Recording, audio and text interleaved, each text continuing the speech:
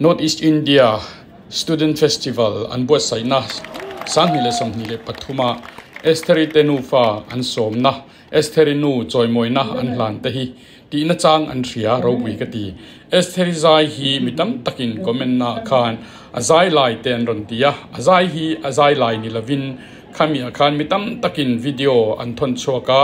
tianga khan mi pui tam lu tukkara nen zai lai ang khan allan tam tak alo om ani theye heituna hian ka thianten amuna hnai ten amin an lak min ron thona in lo thir vek donia Esther nu chawimawina chang an thria te hi ro pui ka tia kalom pui tak zet ani an pa in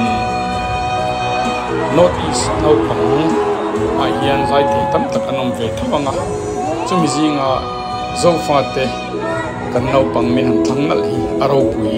katin na chuan lam kani tak zet ani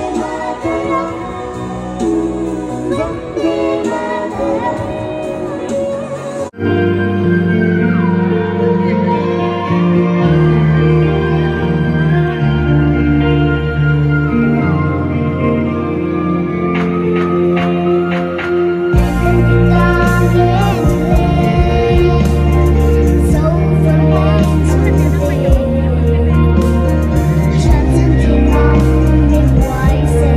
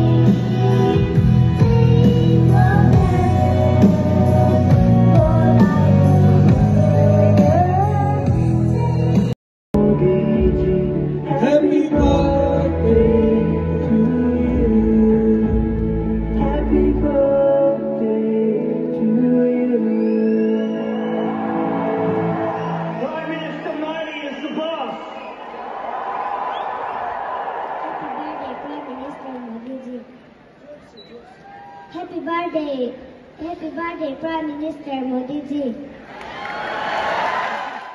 Ole khati zong kha Esther Hnamte Delia a program nei nah karonda thei chu lo ni ta a